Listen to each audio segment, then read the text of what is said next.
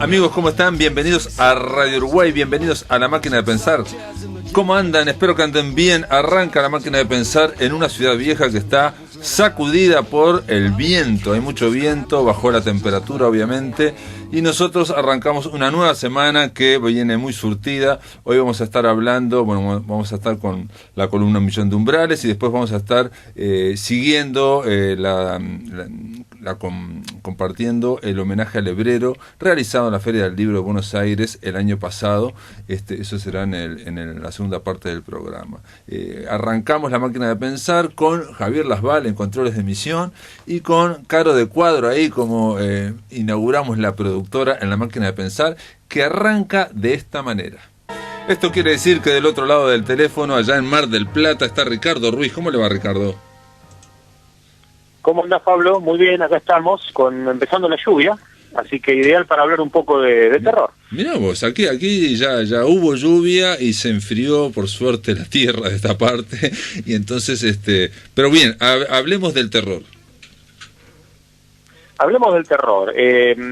Cada tanto acá en Un Millón de Umbrales, elegimos algún tema y ponemos alguna película de ejemplo con respecto a ese tema, algún subgénero dentro de esto del terror. Hemos pasado por terror literario, cinematográfico, y hoy volveremos al cinematográfico con un terror un poco más social, por llamarlo de alguna manera. No es un terror del gore, de la sangre, es un terror de los secretos que se esconden en la familia. Y es muy psicológico, películas muy cercanas al suspenso, que pueden gustar por ahí más público, y no solamente al público que nos gusta el género del terror.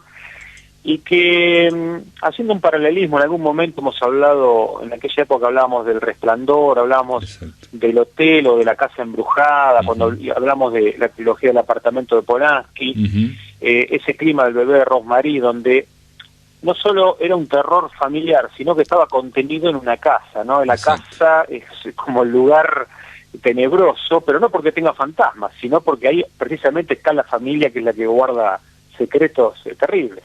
Sí, es la familia, es una sombra familiar. En general está asociado también a una tragedia que el espectador no conoce, y que, digamos, de alguna forma culpabiliza, o sea, la culpa está ahí como una sombra del mal, y el terror en estos casos aparece como un símbolo, ¿no?, de eso, ¿no?, como una demostración, pero muy fuerte.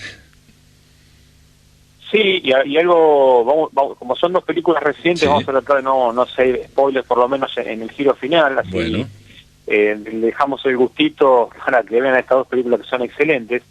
También lo que se produce en este tipo de cine, y si bien son dos casos muy distintos las de hoy, pero se produce lo mismo, nosotros como espectadores vamos descubriendo los secretos de esa familia conjuntamente con uno o más de los personajes. Exacto. Vamos siendo partícipes del secreto que se va develando, que generalmente es un secreto que esconde algo terrorífico, ¿no? Es una concatenación de hechos que nos van llevando al secreto de lo que oculta la familia que está en esa casa.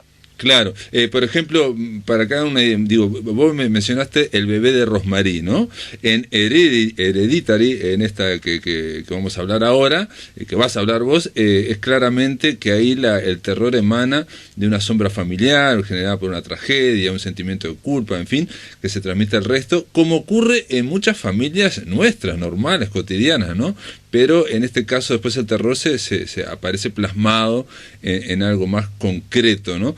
Y vos mencionabas El bebé de Rosemary, y yo podría decir que El bebé de Rosemary, o La semilla del diablo, no, La semilla de maldad en España, era el miedo que puede tener, el terror, pánico, una joven a ser madre, ¿no? Al embarazo y a tener que lidiar con el recién nacido, digamos, ¿no? Ahí podía configurarse ese terror.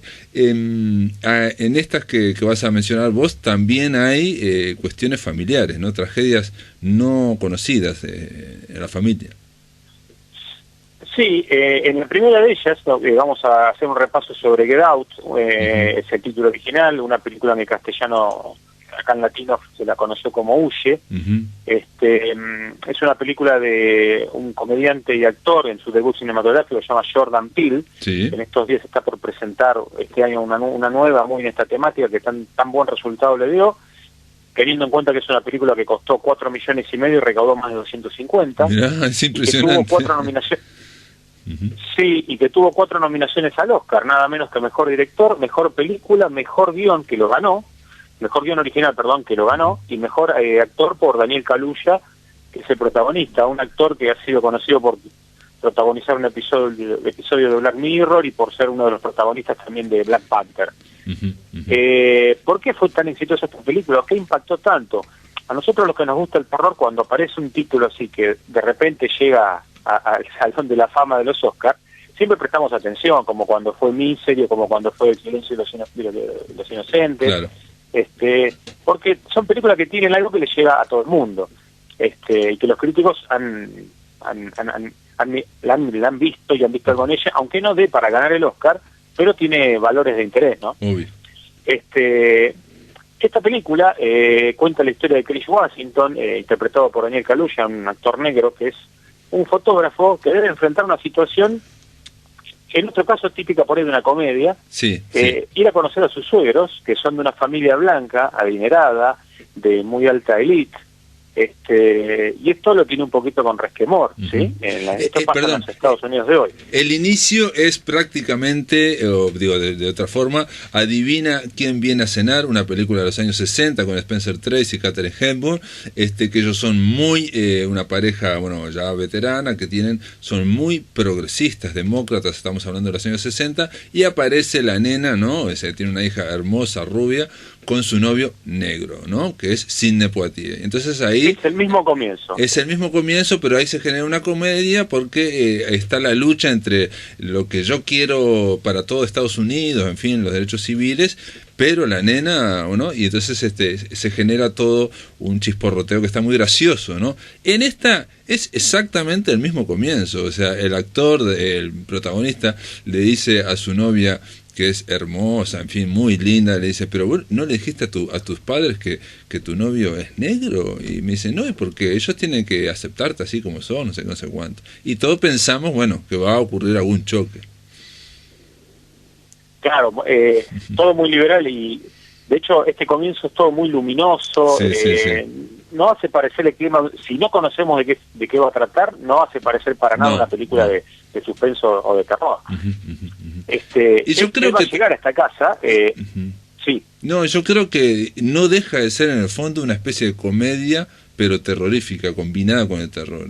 Se va volviendo cada vez más oscura, pero hay una cuestión de comedia. Sí, y con mucho humor negro. Exacto. Con mucho humor negro también en muchas situaciones. Por ejemplo, Chris Washington, el protagonista, tiene un amigo, y ese amigo es notoriamente gracioso, ¿no? Es el típico gordito de lentes gruesos que se considera un gran detective, en fin. Sí, bueno, él llegará, como decía, llegará a la casa, notará que sus suegros son, como decías vos, muy liberales, muy defensores de Obama, parecen ser personas muy liberales, muy progresistas, todo, pero demasiada adulación hacia la raza negra, hacia a este protagonista nuestro, lo empezará a hacer sospechar de algo que se terminará concretando cuando ese fin de semana lleguen todos los amigos de este matrimonio a una especie de celebración, de fiesta, toda gente muy bien también, y ahí él no le quedará más remedio que pensar que quizás tenga que huir de esa casa. Perdón, hay un detalle... No quiero hacer más spoiler, sí. Perdón, un detalle importantísimo, que esta gente es muy progresista, muy demócrata, está a favor de Obama, vive en una casa espectacular en el medio del campo, pero sus empleados domésticos son negros, tienen un jardinero negro y una mucama negra. Son negros. Sí, y actúan de forma rara. Sí, y están contentísimos. Actúan de forma rara y están muy contentos. Bueno, a partir de ahí se desarrolla una película muy interesante, muy angustiante por el lado del protagonista y del lado nuestro que lo está acompañando, y que permanentemente va entre la comedia, la reflexión social más que denuncia social, es como una reflexión social muy ácida, si los que defienden las minorías no terminan siendo sus peores enemigos también en algunas ocasiones, ¿no? Y por ahí sí, sería un racismo moderno, una cuestión ahí como exacerbada de defender a los negros, y bueno, tendrá un giro a la película, creo que muy interesante como para ser merecedora de todos estos galardones que ha tenido. Está muy bien, es muy fluida, realmente está muy bien narrada, y aparte tiene un detalle que yo creo que es en Spike Lee, ahora que está nominado para el Oscar, en fin, esta película muestra, si se quiere, una fantasía de racista por parte de los blancos, que no está mal, digamos, ¿no? O sea, es muy, el trasfondo de la película tiene una lectura política muy muy fuerte, muy dura, de las más duras que he visto yo en una película. Sí, y creo que hay mucho de Spike Lee también ahí, ¿no? En algún del director que ha recibido bastante influencia de Spike Lee en muchas escenas y en la forma de contar las cosas y no temblarle el pulso y hacerlo gracioso y hacerlo angustiante a la vez. Bueno, nos quedan 6 minutos, Ricardo Ruiz, para hablar de esta película para mí superior, Hereditary, que realmente es el legado del diablo. Estamos hablando de una película que para mí puede estar al nivel de El bebé de Rosemary, tranquilamente, o la primera parte, digamos, del Exorcista, por llamar de alguna forma. Es muy buena. Sí, yo creo que se va a transformar en un clásico moderno, que el tiempo la va a poner en ese lugar.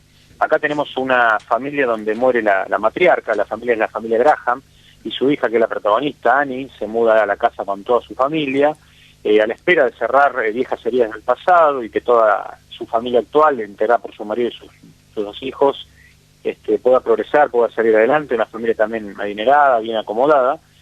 Pero bueno, la casa esta empezará a traer problemas y los hijos empezaron a actuar de forma rara, ya venían con problemas, una familia de mucho antecedente de enfermedad mental, y todo se empezará a complicar de manera que hasta para el espectador se empezará a complicar. Es una película que requiere un cierto ejercicio, más allá de los sustos, que están muy justos y muy adecuados, y de unas grandes actuaciones. Creo que hay mucho para trabajar por parte del espectador si uno, después de verla, se pone a buscar interpretaciones por internet que realmente le dan un sentido mucho más amplio a la película. Sí, hay que decir también que en las 2 películas que estamos hablando no estamos hablando de un gran terror, o salvo son películas que comienzan, digamos, con cierta luminosidad y se van después volviendo cada vez más oscuras, y generalmente en la mitad de la película pasa algo grave que puede ser o un accidente o no sabemos si puede ser otra cosa que no es un accidente, pero en general en Hereditary estamos hablando de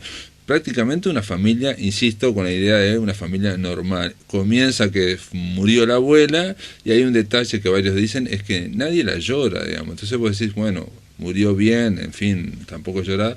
Y descubrimos después que la protagonista, Toni Collette, que hace una gran actuación, su hermano se había suicidado a los 16 años, y bueno, y su padre también había tenido un problema de demencia, y bueno, como que había ahí flotando una especie de tensión, ¿no? Constantemente, de culpa. Sí, hay en esta película, yo creo que si bien no hay grandes sustos y no hay gran terror, hay un miedo constante en toda la película. No sabemos qué va a pasar, entonces no es que estemos esperando la aparición del fantasma o la aparición del monstruo, sino que hay un miedo constante de que en todo momento puede pasar algo, desconfiamos de todos, nadie los tranquiliza, pasa eso, ¿no? Toda esa oscuridad permanente que se mueven los personajes. Y una cosa importante es, la casa generalmente, en los planos familiares generales, la cámara queda estática, como una especie de plano muy lejano, la casa muy oscura, y a veces la luminosidad está permanentemente afuera de la casa, claro, en las calles, en los lugares de trabajo, y la casa es como siempre en penumbra si estuviera. Hay un detalle siempre muy importante. La cámara... Sí, perdón, que comienza, que es que esta persona, esta protagonista, ella hace casas en miniaturas, ¿no? Hace casas en miniaturas como artesanía, donde las vendes. Y comienza la filmación... Una verdadera artesana, sí. Exacto, entonces comienza la filmación acercándose a una de estas casas en miniatura, ¿no? Que tienen todos los elementos, ¿no? Que tienen, yo qué sé, una habitación, placares, todo lo que... Y se va acercando a la cámara y de repente alguien se levanta de la cama, y entonces como que estamos metidos en esa miniatura. Yo estuve leyendo que cuando filmaron la película quitaban la pared para precisamente esto que estás mencionando vos, para que la cámara siempre estuviera lejos, o sea, está más lejos de lo que mediría una pared, ¿me explico? Entonces iban quitando las paredes, y para dar esa sensación siempre como de lejanía, ¿no? O sea, hay una sobriedad. Ellos, hay que decir un detalle, tiene los problemas que tienen todos, ¿no? O sea, tienen dos nenes, uno es una chica de 13 años que parece media un poco extraña, sí, pero bueno, que tiene problemas de adaptación, y después tiene el muchacho de 17 años que se quiere ir no sé, a una fiesta, ¿no? Con sus amigos, y que le dicen, no, tenés que llevar a tu hermana. Es decir, ese problema es mundial, ¿no? Es habitual, claro. Hay, lo que decías esto de las miniaturas, en determinados momentos todas estas secuencias dentro de la casa con los actores hablando o contando los problemas familiares, parecieran también que están dentro de una miniatura, porque está tan estática la cámara que recuerda esa cámara paseando, porque dentro de las miniaturas que hace la protagonista están las miniaturas de toda la casa. Exacto. Hay un metajuego ahí de metaficción entre lo que ella hace y lo que va reflejando en sus miniaturas con respecto a cómo va evolucionando la vida dentro de la casa. No, y lleva un extremo también perdón, que cuando pasan cosas, digamos, graves, en fin, como que se muere la abuela, ella después las hace en miniatura también, ¿no? Aparece la abuela. Sí, exacto. Los sucesos que le van pasando los hace en miniatura. Hay un dato que me llamó la atención viendo los créditos al final de la película, es la implicancia que han tenido los actores protagonistas, Toni Collette y Gabriel Byrne, dos grandes actores, porque los dos son productores ejecutivos de la misma. Los dos figuran como productores ejecutivos de la película, algo no habitual en ellos que se dediquen a hacer producción ejecutiva, con lo cual habla de que les ha gustado mucho el guión y se implicaron mucho en la trama, ¿no? Aunque Gabriel Byrne tenga un papel un poco más relajado, digamos. Sin duda estamos hablando de una película que es, como dijiste vos, va a ser un clásico, seguramente la mejor película de terror del año 2018, del año pasado, y aparte un detalle no menor es que tanto Toni Collette como Gabriel Byrne estamos hablando de actores de primera. Entonces, en general el terror, la que vos mencionaste anteriormente, Get Out o Huye, no tiene necesariamente actores de primera división. Acá tenemos estos dos actores, ¿no? No, sí, exacto. El otro es una apuesta que salió bien y que le abre la carrera a un director con ideas interesantes. Acá hay un director también joven, Ari Aster, pero hay una productora como Blumhouse, que algún día tendríamos que dedicarle una columna. Es una productora de hacer cine de terror con muy bajo presupuesto y excelentes resultados. Ya le dedicaremos una columna, por lo menos nombraremos los títulos. Ha hecho la nueva de Halloween mucho, pero muy rendidora, con cosas realmente muy, muy interesantes y descubriendo muchos talentos nuevos, manejando este tipo de terror, siempre este tipo de terror con muy poco monstruo y mucho miedo, mucha interior, psicología. Mucho terror psicológico. Bueno, simplemente decir que el director mencionó a Gente Corriente, Ordinary People, la película aquella de Robert Redford, o la película Carrie, o El bebé de Rosemary como antecedentes de esta película, o sea, gente que tiene problemas normales, pero en familias que pueden ocurrir algo. En el caso de Ordinary People o Gente Corriente de Robert Redford, no es de terror, pero lo mismo, hay una tragedia anterior y que cae sobre la familia. Ricardo, no sé si querés redondear, ya nos pasamos un minuto. No, ya estamos bien. Con esto recomendar a nuestros oyentes para que cuando puedan las vean, porque son dos muy buenas muestras de cine. Muy bien, Ricardo Ruiz recomendando Hereditary y Get Out, una se llama El legado del diablo, la otra se llama en español Huye. Gracias por estar acá en La Máquina de Pensar, te mando un abrazo. Hasta la próxima, Pablo. Muy bien, amigos, ahora en el segundo bloque de La Máquina de Pensar, ustedes saben que hemos pasado durante cierto tiempo el homenaje a Mario Lebrero que se realizó en la Feria del Libro de Buenos Aires el año pasado, en mayo, hubo esas 2 jornadas y hemos ido pasando las charlas que realmente estuvieron muy buenas y ahora vamos a compartir una charla muy específica entre 2 investigadores, uno de ellos Matías Núñez y la otra es Elena Corbellini. Entonces tenemos a Matías, así llega Matías. Matías se doctoró en la Universidad de Salamanca. Su tesis es sobre Lebrero, es sobre los diarios de Lebrero, específicamente la novela Luminosa. Es sobre su literatura de autoficción. Ahí está. Y esto me encanta porque acá tenemos un punto que él va a conversar y después vamos un poquito a debatirlo, tal vez. Porque tenemos algo que él le llamó, es muy amable, ¿no? Porque yo decía, estamos bien encontrados en cómo lo miramos. Él me dijo, no, Elena, me dijo hace un año, todavía no nos hemos visto personalmente, me dijo, a mí me gusta porque tenemos lecturas divergentes. Eso me parece fascinante.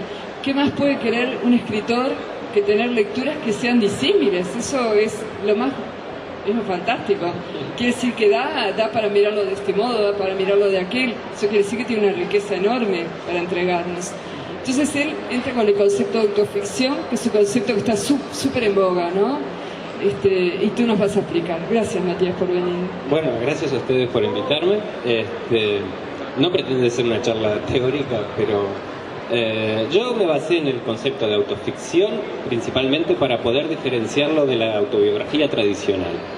Porque los temas que trata Lebrero necesariamente complican al lector a la hora de cómo recibe, por ejemplo, la temática espiritual, esto le pasó, no le pasó. Y si uno piensa en la autobiografía tradicional, necesita un pacto con, digamos, lo que se puede mostrar en la vida o en los hechos. Una literatura factual. Es la típica historia del hombre de Estado que escribe cómo actuó, cómo reaccionó frente a determinados problemas que los involucra a todos. Y me parece que parte de la llegada de Lebrero, incluso a las generaciones más jóvenes, tiene que ver con no pontificar. Y eso solo se puede hacer desde un lugar que es difuso, a la hora de esto le pasó, esto no le pasó, esto lo cree, esto no lo cree. Y creo que el pacto, por ejemplo, con su búsqueda mística, no es una condición necesaria para disfrutar de su literatura. Creo que uno, cuando entra y descubre sus propuestas en torno a la búsqueda del yo, cómo encontrarse, cómo explorar el inconsciente, la serie de sucesos que tienen que ver con la presencia del espíritu, uno puede pactar con esa sinceridad y leer esos textos desde un lugar místico, como mencionaba Luciana antes, o puede dejarse llevar por la duda. Creo que parado en una autobiografía tradicional, a algún tipo de lector le generaría rechazo el pararse a pontificar, a decir cómo deberían ser las cosas o cómo se puede experimentar la espiritualidad. Y yo te proponía hablar de dos textos que son cuando empieza a hacer eso de la autoficción, que es en el libro El portero y el otro, que es el más ecléctico, que parece incluso una miscelánea, como que hay varias etapas del Lebrero. Y ahí aparecen tres textos como contrabandeados, que son Diario de un canalla, Apuntes bonaerense y la autoentrevista. Que uno diría, bueno, generan ese conflicto genérico. El cuento, en este libro de cuentos hay un cuento que se llama Diario de un canalla. Y el pacto entre si es un diario o si es un cuento no queda resuelto del todo. Lo mismo con los apuntes y lo mismo con una entrevista, que si uno lo mira desde el lado en que él se la realiza a sí mismo, no es 100% una entrevista. Instala esos cuentos y después el resto de su literatura en un lugar que por lo menos es difuso, que permite explorar cosas que no es la vida exclusivamente diaria, sino que puede hacer ingresar los sueños, y que tiene una ubicación en el presente que no importa tanto lo que pasó hace 20 años como lo que recuerdo en el presente, cómo me cambia recordarlo, y sobre todo, cómo puedo repensarlo a la hora de escribirlo. Es una literatura que se centra en el momento de la escritura, que más importante que el recuerdo es los efectos incluso terapéuticos que tiene recordar o escribir en el sujeto que escribe. Y te mencionaba esos dos textos, Apuntes bonaerenses y Diario de un canalla, que suceden en Buenos Aires, porque es el momento de la vida que Lebrero empieza a trabajar. Él lo dice así, es el momento en que experimenta eso que Foucault llama tiempo de secuestro, que es tiempo de producción. A veces a Lebrero se lo considera como cándido, por esa especie de humor que siempre subyace en todo lo que dice, pero a la hora de descripción de, por ejemplo, de instituciones como la institución médica, reguladas por un poder casi militarizado, conjuntas. Sí, lo compara con las fuerzas conjuntas. Tiene como una lucidez crítica que, de hecho, menciona a Foucault para hablar de eso. Y lo hace, por ejemplo, cuando está internado, para describir la dinámica de esa internación, de esa deshumanización de los agentes médicos, y al mismo tiempo lo hace también para recuperarse a sí mismo, porque ese tiempo de secuestro que pasa trabajando a los 45 años, que es un trabajo haciendo juegos de ingenio, o el director de revistas de juegos de mente. Uno podría pensar que se estaba embruteciendo como burócrata, pero no, también era un trabajo que requería cierta creatividad. Comienza a desarrollar esa escritura como una especie de terapia, de sanación, de recuperación de esa espiritualidad que pierde a razón del trabajo. Y por ejemplo, en Apuntes Bonaerenses eso lo muestra, porque empieza a describir una serie de personajes citadinos que son outsiders, que están por fuera del sistema, por fuera del capital, y los idolatra. Hay un personaje que se llama El hombre que desafía el sol, que se sienta todas las tardes en la Plaza Congreso con el sol más rajante, y él interpreta que en eso hay un desafío, hay una especie de ejercicio espiritual que trata de descifrar. Y todos los apuntes transcurren en base a esa idolatría, a una autocrítica, cómo yo renuncié al ejercicio espiritual que es la escritura literaria, cómo estoy intentando recuperarlo a través de estas notas, cómo este hombre puede ser mi guía. Y la conclusión que saca después es que este hombre que desafía el sol, descamisado, quemándose, lastimándose la piel, es con un desenlace típicamente humorístico.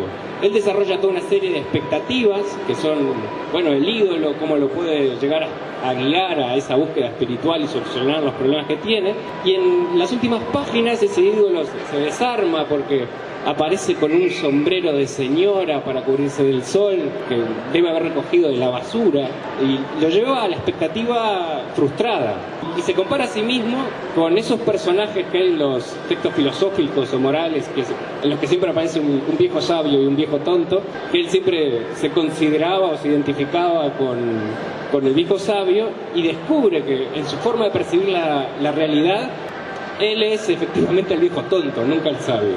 Esa forma de cerrar un relato que tiene que ver con qué jodido que estoy por laborar 8 horas y perderme a mí mismo, es dejar una vez más el relato sobre la búsqueda espiritual en una situación ambigua. Me puedo reír de esto. Y sobre el humor a la hora de hablar de la espiritualidad, se pueden tomar varias posturas. Una de ellas es integrar aquello que dirían mis críticos cuando hablo de espiritualidad. ¿Esto qué quiere decir? Integrar las negaciones o las refutaciones que tendría este texto si yo lo planteara como una verdad revelada. De ese modo también logro como contraargumentar, le estoy dando más fuerza. Yo creo que el uso del humor tiene esa posibilidad casi discursiva, que es integro lo que otros dirían para burlarse de este viejo zen, y al mismo tiempo integro el humor porque para decir cosas en serio necesito decirlas en broma. Claro, sí, de acuerdo. Es peligroso el término, cuando uno dice autoficción, la parte que es ficción, la idea de que un sujeto que parece que habla de sí mismo y habla un poco de sí, pero también se dispara hacia situaciones que no vive o no vivió, y se dispara a situaciones imaginarias. Eso es lo que habitualmente el lector que está entrenado en esto, que ya sería un lector muy avesado, porque en verdad el lector trata de ver si es verdad o si es ficción, pero eso de la autoficción le complica bastante. Si en el caso, para usarlo con Lebrero, si metemos el término de autoficción, nos induce a pensar que estos diarios, como el diario de un canalla, aunque esté dentro de un libro de cuentos, quedó esas caparazones que se armaron, ¿no? Que ahora cuando se hace esta segunda edición se lo separa, que sí me parece súper sensato. Se lo junta con Burdeos, por ejemplo. Sí, que es otro texto de índole autobiográfica. Entonces, no hay más bios que ficción en todo esto. ¿Por qué el espíritu tiene que entrar en un orden que me lleva al término ficción y no al orden de la vida, del bios? Eso yo no lo entiendo. Para mí es menos importante lo biográfico en términos de los eventos a los que refiere que el propio hecho de la escritura. A ver si esto pasó o no pasó efectivamente, cuando el único momento que efectivamente importa sobre la vida del escritor es el momento en el que escribe. Y eso sí es una acción en el mundo. Escribir es una acción en el mundo que tiene una consecuencia sobre los demás y sobre uno mismo. Cuando, por ejemplo, Luciana lo mencionaba como Mancia, empiezan a pasar cosas en el mundo, caen pájaros en el patio, el perro se lastima un ojo con la reja. Esto tiene consecuencias en los demás. El propio Dubrovsky, cuando acuña el término autoficción, escribe una novela que cambia su dinámica familiar y defenestra brutalmente a la mujer, que eso tiene incluso consecuencias serias. La mujer termina suicidando. No sabía eso. Bueno. Si uno piensa en el discurso, lo castigó. si uno piensa en textos como El discurso vacío, por ejemplo, en el que cada una de esas planas supuestamente caligráficas son leídas por un personaje que es la pareja, tiene consecuencias en la vida familiar. No solo a nivel terapéutico en el propio yo, sino estoy haciendo algo que analiza mi vida de pareja y quien lo lee es mi propia pareja. Eso es un modo de comunicación que tiene una consecuencia directa. Ya digo, para mí el término autoficción me permite o me resulta más pertinente desde el momento en que yo me paro frente a ese texto y la vida del autor es menos importante que lo que está diciendo ahí. No sé si te entiendo perfecto y lo comparto. Pero lo que yo creo es que lo que está diciendo él es la vida del autor, que es la escritura lo que lo constituye y no la representación de los hechos fácticos. Y ahí, ¿sabes qué? Me gusta mucho, porque mirando la autoficción de ese modo, como la planteas tú, se borraría el límite con la autobiografía. Y me acuerdo de Gasparini diciendo que en verdad la autobiografía moderna sería autoficción, dice en una de sus posibles interpretaciones del término. No le estamos relegando estatuto de verdad. Sería como hablar de autobiografía y en lugar de fijarse en la bio, fijarse en la grafía. Lo único relevante es esa escritura, lo que se cuenta de la vida. Pero me parece que es un lugar ambiguo desde el que el Lebrero habla y que por eso tiene tanta llegada en determinadas generaciones. ¿Por qué su propia generación no lo leyó con la avidez que lo leen los pibes de 20 años hoy? Que le pasó incluso a la generación anterior, a Escanlar. Escanlar lo idolatraba y aborrecía a otros escritores de su generación, que creo que sí se paraban en un lugar a decirle a los demás que era compromiso, que era ser escritor, que era ser progresista. Y yo no registro nada de ese tono en los libros de Lebrero en torno a qué es la espiritualidad, por ejemplo. Sí, pero sí en torno a qué es la literatura, cuando la Luminosa te dice que él abomina de escritores como Flaubert, o Poig, dice incluso, pone hasta una onomatopeya del asco, ¿no? El tipo de literatura, dice, abomino de los escritores sesudos que con fichas piensan. Lo contaba ahora Gabriela, que decía en sus talleres que él no lo ponía como modelo a seguir, pero sí en la Luminosa se despacha lo que él piensa que es literatura y lo que no. Que tiene todo el derecho, porque es escritor y él tiene su visión de la literatura. Yo no la comparto, pero me parece notable que él la tenga. Sí, Él pontifica ahí. Bueno, en términos de qué debe ser la escritura del presente, notoriamente no es un novelista decimonónico. Sobre eso sí, pero sobre qué es la literatura, y nuevamente volvemos a esa última etapa en la que el gesto escritural es para encontrarse a sí mismo. Pero ya te digo, siempre, por ejemplo, la Daga agarra la novela Luminosa y dice, bueno, ¿por qué instala esto en el clima de humor? ¿Por qué cuando la novela Luminosa propiamente dicha tiene 120 páginas, el prólogo tiene 400? Porque el prólogo se instala en esa especie de discurso, es más parecido a la autobiografía que... Es un diario, es autobiográfico. Bien, pero ¿por qué se instala en esa situación en la que un texto, porque decíamos los géneros, bueno, al final un género es una tontería, es como una especie de capricho, esto es una autobiografía pudorosa, no se animó a decir me pasó esto o creo esto y le puso novela y ya está. Yo no creo que sea así de sencillo el borramiento, porque los géneros son puertas de entrada muy fuertes a lo que vamos a leer. Y por ejemplo, la Daga, cuando lee esta novela, al final Lebrero habla de, bueno, sí, estoy tomando unos ansiolíticos que me afectan un poco la percepción de la realidad. Elige leer la novela Luminosa casi como si fuera otra vuelta de tuerca. O sea, la voz que nos vino llevando hasta acá, hablándonos de sus revelaciones, en realidad pueden ser alucinaciones propias de las drogas. Claro, yo tampoco comparto esa lectura.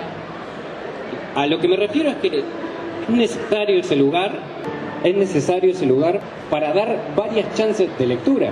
No me parece que con una biografía de las que estamos acostumbrados a leer, en términos generales, las más tradicionales, pueda sobrevivir como autobiografía si se demuestra que tal personaje no vivió tales años en tal lugar que dice haber vivido. Eso significaría un problema. Sobre si percibí el espíritu o no, es un tipo de evento que uno puede pactar o no, con lo que se le está diciendo y que él elige plantearlo en esos términos. Bien, eso estoy totalmente de acuerdo.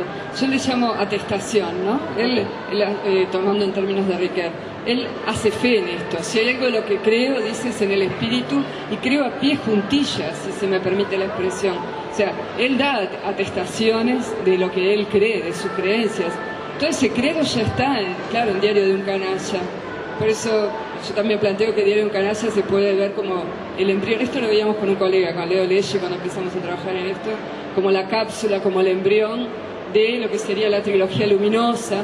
Ayer me encantó la lectura, escuchando a Eduardo Abel Jiménez. Él como amigo recibía eso de las lecturas, o sea, de vuelta desde la vida real, no desde leerlo al hebrero, sino él en su leyendo los borradores y lo que él percibía y el proyecto y las discusiones con el escritor. Yo sabes que sentí en un punto que por qué no es lo mismo Apuntes bonaerenses o incluso Burdeos que Diario de un Canalla, Discurso vacío y Novela luminosa, fundamentalmente el Diario de la Beca. ¿Por qué? Porque ahí está el proyecto luminoso. O sea, si realmente lo apuesto al autobiográfico, lo llamo trilogía luminosa, que lo empecé a llamar yo, porque él lo propone cuando dice que hubiera querido publicar todo junto, porque él ve que hay una trilogía allí, como yo la trilogía involuntaria, cuando hacía sus relatos, llamémoslo fantásticos, aunque para él eran realistas, mientras que él exploraba su yo a través de figuraciones simbólicas, configuraciones, estoy en el lugar, tengo que llegar a esa ciudad y nunca llego, esas cosas que me cuesta llegar o de donde me cuesta salir, esos espacios, sale de ese universo simbólico para meterse en lo real, cotidiano, concreto, eso que me abruma, que me obliga a trabajar, que me obliga a bañarme, a cortarme las uñas de los pies, a pensar que voy a comer. Me meto en este otro infierno donde también me tengo que encontrar a mí mismo. Siempre la tarea es encontrarme a mí mismo. Antes a través de aquellas configuraciones y ahora a través de la difícil, ardua, oscura realidad. Continuamos, amigos, en La Máquina de Pensar. Estamos escuchando la charla ocurrida, realizada en la Feria del Libro de Buenos Aires entre Elena Corbellini y Matías Núñez. Yo creo que es esa la novela oscura, ¿no? Es la realidad que te come, que te absorbe. Como que si me pierdo la clave de lo autobiográfico, que es dar fe de ser escritor, soy escritor, no me tengo que dejar devorar por esto otro, por estas otras cosas, soy escritor, y si no me recupero como escritor, no soy. Si no hago esa lectura, me pierdo entenderlo. Eso es finalmente a lo que yo llegué. Me pierdo entenderlo si equiparo este texto a otros textos, también de índole de él, autobiográficas, o que ¿vos se decís cruzan con la Apuntes bonaerenses, por ejemplo, que sí, no es equiparable? Bueno, por ejemplo, Apuntes bonaerenses, en la Plaza Congreso, él detecta una abeja en esa ciudad gris, llena de smog, en medio del asfalto, una mínima expresión de la vida natural. Diario de un Canalla está. La abeja. Ah, perdón. Está en el Diario de un Canalla. Bueno, una abeja libando, ese esfuerzo por libar una flor mustia en la plaza. Bien, esa pues señal del espíritu. La Plaza Congreso es el lugar donde se ubica Apuntes bonaerenses.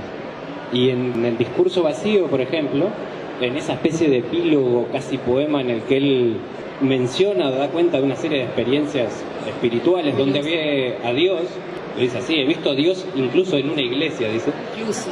Bueno, una de las primeras menciones, o al revés, una de las últimas menciones es: he visto a Dios en una abeja al posarse en una florecilla en la Plaza Congreso. Es decir, Apuntes bonaerenses yo no lo consideraría excluido de ese hilar, porque está, a nivel textual, está vinculado. Son textos que están entrelazados, un fragmento que te envía otro texto. Habría que repensarlo entonces. Incluso, por ejemplo, tú le hiciste una entrevista sobre Diario de un Canalla, condimentos a la sazón, no me acuerdo. En el cual la situación en la que Lebrero describe la llegada del espíritu porque una paloma cae en su patio, vos le preguntás si eso es una parodia o qué gracioso a partir de la ironía, y él dice que eso en realidad no tiene nada de paródico con respecto al espíritu. Creo que la posibilidad de leerlo o de buscarlo tiene que ver con hacer ese seguimiento desde no uno, no dos, sino los textos en los que él construye su simbología. Incluso cuando él está escribiendo Apuntes bonaerenses y Diario de un Canalla, hace mención a la novela no publicada, porque Lo que comienza todo es la novela Numilosa, que la escribe por el 84, y las primeras menciones... Póstuma inconclusa. Y las primeras menciones son en estos textos, en Diario de un canalla, en Apuntes bonaerenses. Por ejemplo, en la novela Oscura, él después, a partir de entrevistas, explica que es desplazamiento. Esa novela de introyección, donde proyecta todo lo que no quiso ser por su formación familiar o lo que le indicaba que tenía que hacer a partir de su padre, de la imagen del padre. Yo pienso que esos textos están entrelazados, que no son tres, que se puede rondar, por ejemplo, sobre la autoentrevista, muy claramente qué piensa sobre la literatura y qué es hacer literatura. Ahí dice, por ejemplo, que él es un escritor realista. Pero bueno, no es un realista decimonónico. El realismo que él describe ocurre en su mente. Se puede tener una ética de escritor y decir que se declara la verdad y hablar sobre los sueños, y que eso no entre en los discursos biográficos porque no es constatable. Pactamos o no con que soñó eso o no. Claro, es un modo, está bárbaro, porque vos ves lo autobiográfico de esa perspectiva, de lo factual, de lo constatable factualmente, y yo lo sigo a Gusdorf y a otros teóricos, donde no estamos preocupados por lo constatable factualmente, sino la actitud, el pacto de sinceridad del autor consigo mismo, que ese sería el pacto de verdad, trato de ser sincero, la narración sincera, lo dice Miró también. Y lo que dice Gusdorf, esa actitud introspectiva, o sea que en realidad me narro para encontrarme, quiero explorarme, generalmente tengo es algo que tengo que confesar, algo que tengo que limpiar, que es lo que le pasa al canalla. No quiero ser más un canalla que ser un hombre común y corriente en realidad, porque quiero encontrarme ser escritor. Entonces ahí, a ver, genial, porque en esta divergencia tenemos hay una profunda convergencia, me parece. Y creo que el punto de contacto es que mientras aquello de la vida que importa sea lo que sucede durante la escritura... Es que pienso también, me encanta porque además es tan inteligente tu discurso y tu modo de plantear los conceptos. Es un placer hablar contigo, Matías. No, que pienso que tal vez él me obligó a hacer la otra lectura, porque yo cuando sacamos El portero y el otro, era toda una historia de lograr ese periodo coloniense, donde él tenía esa obra dispersa, y yo estaba desesperada, porque como el escritor más importante que hay en este país tiene toda su obra así como en cualquier papel, en cualquier cosa, tiene que haber un sello que lo publique. Entonces perseguía a la gente de Arca, y ahí es que salió esa primera etapa que publicó en Arca, le hicieron un contrato. Ahí sale El portero y el otro, y cuando leo El portero y el otro, y me fascinó de un canalla, me pareció el mejor, lo vi como cuento, no lo vi como autobiográfico. Esa fue mi primera recepción, comparto absolutamente contigo. Entonces hablo con él y digo, qué maravilla de un canalla, ¿viste? Y Gandolfo dice lo mismo en el prólogo, o sea, desde otro lugar. Y me digo, ¿cómo me reí? Se puso tan mal. Me dijo, te reíste, yo tenía una angustia, y cómo sufría. Y yo, pero es tan gracioso cuando decís, pajarito vive, es un chiste, a ver, pajarito vive. Y me dice, yo tenía una angustia horrible, se moría pajarito, y vos te reíste, pero me lo reprochó con una profundidad. Yo quedé así, y bueno, cuando el señor lo volví a leer, entre pensar de otra manera. No, es que yo... Está bueno. Yo creo que él tiene una autoconciencia de la alienación en la que escribe esos textos. De hecho, por eso los personajes que admira son marginales. Y él, en algún punto, se compara con alguien aislado, con un outsider, es decir, yo soy el tipo de persona que no se puede relacionar con otros seres humanos y que entabla relaciones que quizás sean propias del aislamiento con una rata que circula en mi patio, con un pájaro al que le atribuyo significados que quizás estén desbordados por mi propia soledad. No lo dice así, pero él filtra o desliza la posibilidad de ser la señora de los gatos, que se vuelve loca por estar sola. Claro, pues él se iba identificando con la rata, con el pájaro. Sí.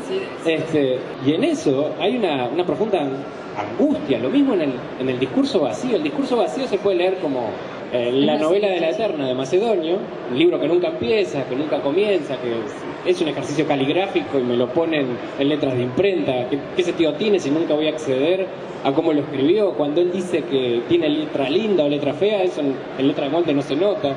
¿Para qué está haciendo todo esto? Es una antinovela. Y esos ejercicios de escritura empiezan a ingresar contenidos que no deberían, porque la intención en general es el vacío, es como una terapia. Y ingresan sueños, ingresan eventos semiepifánicos a partir de cierta música que le recuerdan la desolación, aparece el tango. Y como al pasar en algún momento ese tipo que se sentaba a escribir para curarse, vaya a saber bien de qué mal al parecer de la vida familiar, desliza que durante ese periodo se está muriendo su madre, acaba de morir mi madre. Eso es impresionante, ese momento. Y ese libro tan gracioso, incluso tiene varios ejercicios pragmáticos de nos está tomando el pelo. El lector se puede sentir frustrado. Esto busca o tiene por intención tomarme por tonto. Claro, estoy haciendo los ejercicios que me recomendó un amigo loco, el ejercicio caligráfico. Sí. Exacto, y que diga que va a ser vacío, que va a describir la letra, que empieza a decir que escribe porque no puede escribir. Y sin embargo, sobre el final de la novela, ese escritor que no le daba contenido alguno al texto, que como autobiografía hay poco relevante, está experimentando el duelo por su madre. Quería acotarlo porque si hay algo que es propio de la escritura de diarios, el duelo por el padre, el duelo por la madre. César Eira le toma el pelo al género porque dice algo así como, se me murió mi papá y es todo un género eso. Miles de libros que se pueden apilar bajo ese rótulo. Si tomamos en cuenta un tipo de evento doloso, doloroso, que no se puede tratar explícitamente sin caer en lo dramático o incluso en el golpe bajo, es un desafío de toda la escritura de diarios. Los buenos escritores de diarios no tratan el duelo directamente, no hablan del dolor directamente, hacen un recorrido lateral porque de otro modo sería obsceno. Es indocible el dolor. ¿Y qué estrategia utiliza Lebrero para eso? Los rodeos, la evasión permanente, cuando parece estar a punto de llegar a algo, de comunicar algo a nivel sentimental o emotivo, lo interrumpe Juan Ignacio, suena el teléfono, hay un ruido de una central termoeléctrica, de una subestación eléctrica. Esa forma de aproximarse a la verdad, rodearla y simplemente sugerirla, es propio de los escritores que tienen noción de que lo que buscan decir es indecible. El dolor genuino por la muerte de la madre es incomunicable. Después eso lo vuelve a tratar en la novela Luminosa y se explaya y lo describe de mejor modo, pero uno lee una novela de 100 y pico de páginas en las que el escritor durante todo momento trató de evitar el gran tema del libro.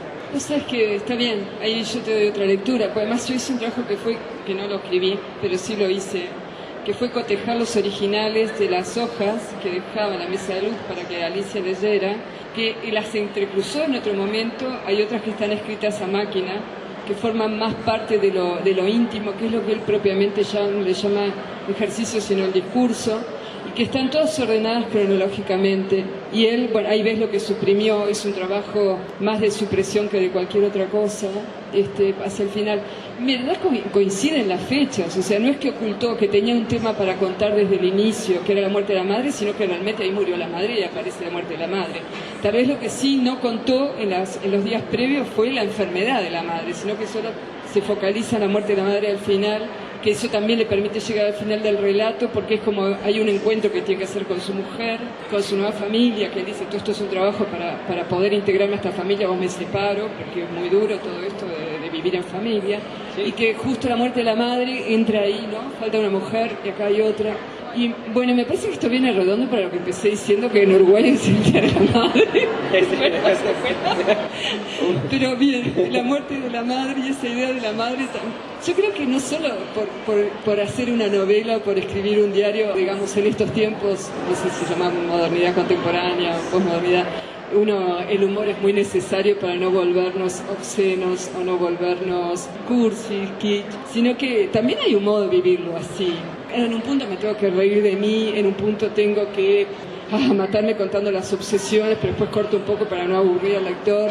Y que no es necesariamente una construcción narrativa, o sí lo es, pero es de la propia existencia, no de la escritura. O es la escritura que me escribe la existencia, pero que la vivo así, con ese humor y escondiendo esta parte dolorosa y la largo en aquel momento. No es que la planifico para el relato, sino que la transcurro de esa manera. Y ahora me acuerdo cuando en el diario de un canalla decía que la madre es eso que te dice, las madres somos eso que dice, ponete un abriguito, saquito, que mirá que va a refrescar. ¿no? Que falte eso, qué terrible que nadie te diga, mira que va a reflejar con este saquito. Sí, bueno, en la novela Luminosa él describe sus visitas a su madre y dice que los únicos momentos en los que duerme profundamente con una absoluta sensación de seguridad es cuando su madre está en la casa. Eso es un hijo, eso me encanta. ¿Te parece que quedemos acá, Matías? ¿Está bien? ¿Sí? Bueno, muchas gracias. Gracias. Muchas gracias por estar.